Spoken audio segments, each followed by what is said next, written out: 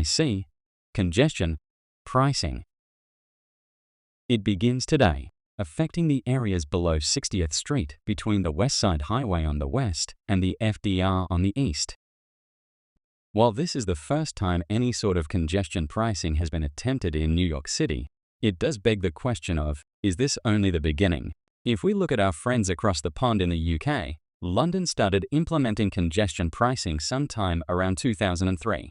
This congestion charge zone, or CCZ, largely focused on the City of London, bounded by Hyde Park on the west, King's Cross Station to the north, Tower Hamlets to the east, and Southwark to the south.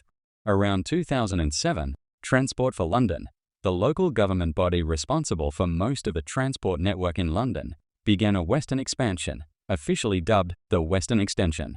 This western zone would include the City of Westminster, Kensington, and Chelsea, while excluding Hammersmith and Fulham. However, this new zone would later be reverted and officially removed in January of 2011.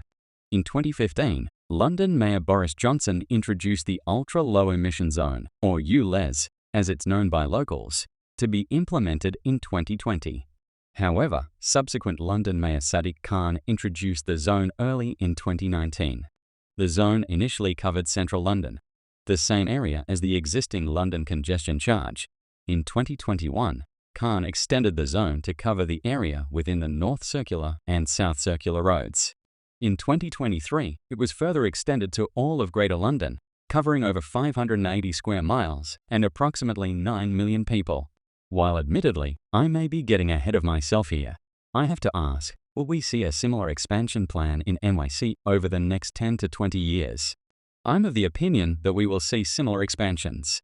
So, let's take a guess at what expansion zones might look like, and perhaps, or rather, hopefully, we can look back on this video and declare just how wrong I was. For starters, the existing CCZ remains largely intact. However, we will create an additional charge zone below Canal Street to include the neighborhoods of Tribeca, Two Bridges, the Civic Centre, the Financial District, Seaport, and the Battery. Next, we'll create another charge zone from 60th Street up to 97th Street to coincide with the 97th Street Central Park transverse. Next, we'll create another charge zone from 97th up to the end of Central Park at 110th Street, and another from 110th Street up to 220th Street. That covers all of Manhattan. Now, moving on to the outer boroughs, we'll create one massive charge zone for the Bronx at the border with Westchester County. Anyone crossing from Mount Vernon, New Rochelle, Pelham Manor, and the village of Pelham would be charged a nominal fee. Next, we'll create a massive zone for Brooklyn and one for Queens, right at the border with Nassau County. And let's not forget the often forgotten borough, Staten Island. One large charge zone for the entire thing, though it really doesn't need it due to tolls on the Verrazano, Bayonne, Goethals, and Outerbridge crossing bridges. Let's just make things completely even. This dystopian nightmare scenario of unchecked implementation of chaotic charge zones could spell disaster for the financial stability of NYC and its residents.